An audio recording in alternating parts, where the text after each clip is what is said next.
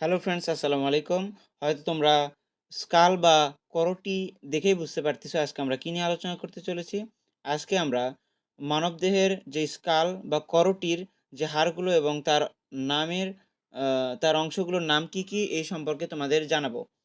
করটি মূলত দুটি বৃহৎ অংশে বিভক্ত। একটা হচ্ছে ক্র্যানিয়াল বোনস এবং আরেকটা হচ্ছে ফেসিয়াল বোনস, অর্থাৎ করটিকার করটিকার অস্থি আর একটা হচ্ছে মুখমণ্ডলীয় অস্থি। করটিকার অস্থিগুলো গঠন করে বা মস্তিষ্ককে ঘিরে অবস্থান করে, আর মুখমণ্ডলীয় অস্থি বা ফেসিয়াল বোনসগুলো মুখমণ্ডলকে গঠন করে। এখন আমরা করটির করটিকার অস্থিগুলো সম্পর্কে পড়ব, তার পরবর্তীতে আমরা মুখমণ্ডলীয় অস্থি সম্পর্কে পড়ব। প্রথমে আমরা দেখি এখানে আমাদের সামনে অর্থাৎ কপাল গঠনকারী যে অস্থি সেটার নাম হচ্ছে ফ্রন্টাল। ফ্রন্টালটা আমাদের কপাল গঠন করে, এটা হচ্ছে হলুদ রং দিয়ে আমি দেখিয়েছি। পরবর্তীতে আমরা দেখব হচ্ছে ফ্রন্টালের সংখ্যা কিন্তু একটা। পরবর্তীতে হচ্ছে প্যারাইটাল, আমাদের দুই পাশে উপরের দুই পাশে যে অস্থিগুলো থাকে এটাকে বলা হয় প্যারাইটাল। প্যারাইটাল দুইটা থাকে, দুই পাশে একটা একটা করে, বাম পাশে একটা ডান পাশে একটা। তার পরবর্তীতে আমাদের দেখব টেম্পোরালে যে এই কমলা অংশটা হচ্ছে টেম্পোরাল অংশ। এই টেম্পোরাল অংশ আমাদের কান কান থাকে টেম্পোরাল অংশে। তারপর টেম্পোরাল কিন্তু দুই পাশে দুইটা থাকে। তারপরে দেখব যে অক্সিপিটাল হচ্ছে এখানে থাকে হচ্ছে ফোরামেন ম্যাগনাম, অর্থাৎ মহাবিবর ছিদ্র। এই অংশটা দিয়ে আমাদের বের হয় কি স্পাইনাল নার্ভ বা স্নায়ুরজ্জুগুলো বের হয়। তারপরে এটা হচ্ছে মেরুদণ্ডের সাথে যুক্ত হয়। এটা হচ্ছে অক্সিপিটাল থাকে একটা। তারপরে যে একটা একদম একটা গোলাপি রঙের হাড় দেখতে পারতেছি, এটার নাম হচ্ছে স্ফেনয়েড। এটা কিন্তু একটাই থাকে, এটা হচ্ছে পাখির ডানার মতো অস্থি। দেখে মানুষ মনে করতে পারে যে দুই পাশে হয়তো দুইটা, কিন্তু এটা হচ্ছে একটাই। এই পাশ থেকে মানে ডান পাশ থেকে বাম পাশে বিস্তৃত, কিন্তু এটা একটা হাড়ি, পাখির ডানার মতো। এটা আমরা এভাবে মনে রাখতে পারি। তারপরে আমরা এখানে একটা লাল অস্থি দেখতে পারতেছি, একটু ভালো করে খেয়াল করলে এই লাল অস্থিটার নাম হচ্ছে অ্যাথময়েড। লাল অস্থিটার নাম হচ্ছে অ্যাথময়েড। তাহলে এই হলো আমাদের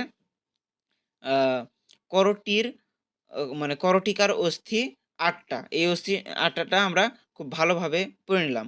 এর পরবর্তীতে আমরা মুখমণ্ডলীয় অস্থি আমরা এখন পড়ব হচ্ছে ফেসিয়াল বোনস, অর্থাৎ মুখমণ্ডলীয় অস্থি। আমরা কিছুক্ষণ আগে পড়লাম হচ্ছে করটিকার অস্থিগুলো। এখন আমাদের মুখমণ্ডলীয় অস্থি সর্বমোট 14টা আর করটিকার অস্থি 8টা। এই মিলে 22টি হাড় আমাদের করটি করটিতে আছে। তাহলে করটি কিন্তু মনে রাখতে হবে সম্পূর্ণ অংশ, আর করটিকা হচ্ছে যে অংশটা মস্তিষ্ককে কাভার করে রাখে, এটা হচ্ছে করটিকা। আচ্ছা ঠিক আছে, এখন আমরা ওইদিকে না যাই, ফেসিয়াল বোন বা মুখমণ্ডলীয় অস্থিগুলো দেখি। প্রথমে আমরা দেখতে পাচ্ছি ন্যাসাল। এই যে গোলাপি অংশটা এটা হচ্ছে ন্যাসাল এখানে দুইটা আছে, এখানে বোঝা যাচ্ছে ন্যাসাল দুইটা, তাহলে ন্যাসাল দুইটা। তার পরবর্তীতে আমরা এই দুই পাশে নীল রঙের মতো দেখতে পারতেছি, এটার নাম হচ্ছে ল্যাক্রিমাল।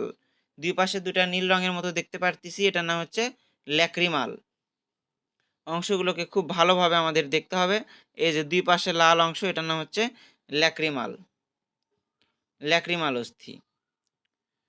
তার পরবর্তীতে এখন আমরা দেখব এখানে প্যালেটাইন দেওয়া, দুইটা লাল লাল রঙের দিয়ে এখানে দেওয়া প্যালেটাইন দুইটা। প্যালেটাইন বলতে এটা হচ্ছে আমাদের তালুকে বোঝানো হচ্ছে, অর্থাৎ আমাদের মুখের উপরে যে ছাদটা দেখি এটাকে হচ্ছে প্যালেটের দুইটা, একটা হচ্ছে হার্ড প্যালেট, একটা হচ্ছে সফট প্যালেট। জিভ দিয়ে আমরা যে উপরে যে তালুটা বলি এটাই হচ্ছে প্যালেট, এটাই হচ্ছে প্যালেট। তারপর হচ্ছে ভোমার অর্থাৎ ভোমারটা হচ্ছে নাকের ভিতর যে পৃথককারী হাড়, দুই নাকের মাঝখানে যে আমরা পৃথককারী একটা জিনিস দেখি, পর্দার মধ্যে দেখি, এটাই হচ্ছে ভোমার, দুই নাককে পৃথক করে। তার পরবর্তীতে ইনফেরিয়র নেজাল, এটা হচ্ছে নাকের নিচে থাকে। ইনফেরিয়র নেজাল সবুজ রং দিয়ে বোঝানো হচ্ছে, এটা হচ্ছে নাকের নিচে থাকে।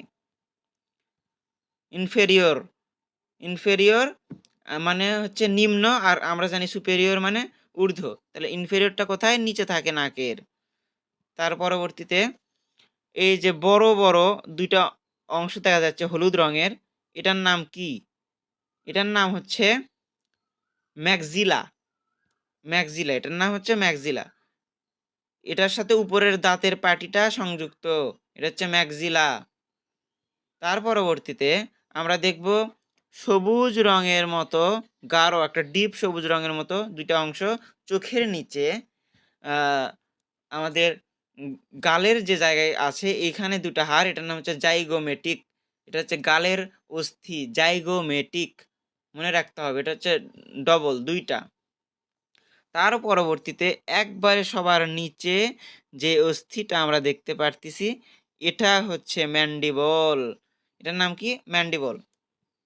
এটা হচ্ছে করটির একমাত্র নরনক্ষম অঙ্গ, মানে নরনক্ষম অস্থি।